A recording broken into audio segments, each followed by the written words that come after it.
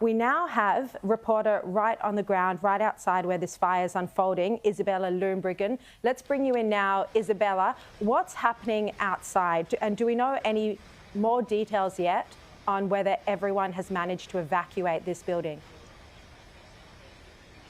We're not 100% sure yet, Sharri. Hello to you on just how many people have been evacuated from the building. We do know it did appear to be derelict from the outside, so we're still waiting to hear if there was anyone inside at the time of when the fire broke out, but it has certainly been engulfed in flames throughout the afternoon. The fire started around 4 p.m. on Randall Street in Surry Hills. It's just a street that runs adjacent to Elizabeth Street, which of course is right near Central train station. So where I am right now, there's commuters absolutely everywhere. This has obviously been pretty disruptive, particularly for the roads around Surry Hills. Where I'm standing, I can see about 12 fire trucks blocking Elizabeth Street. We do know, though, that the train system appears to not have been too heavily impacted, which is good news for that traffic, but the roads in the surrounding area have been completely shut off. The mood on the ground, there's a bit of a sense of panic. This fire continues to rage on, and as I mentioned, firefighters have been working on it for the past hour now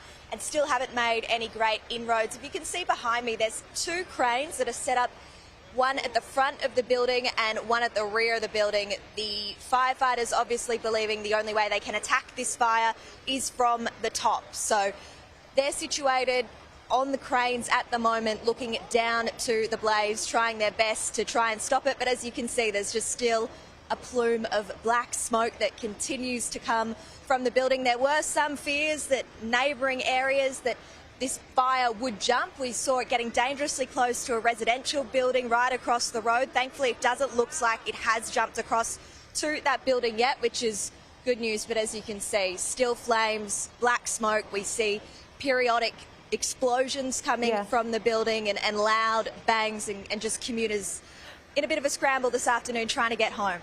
And I think one of the worrying things that this has shown us is this was such a major fire, and it was already well underway before anyone started to evacuate neighbouring buildings. Often in these sort of situations, we see that text messages might be sent out to people asking them to evacuate, but people literally in the buildings next door were noticing the flames before they realised that they had to get out.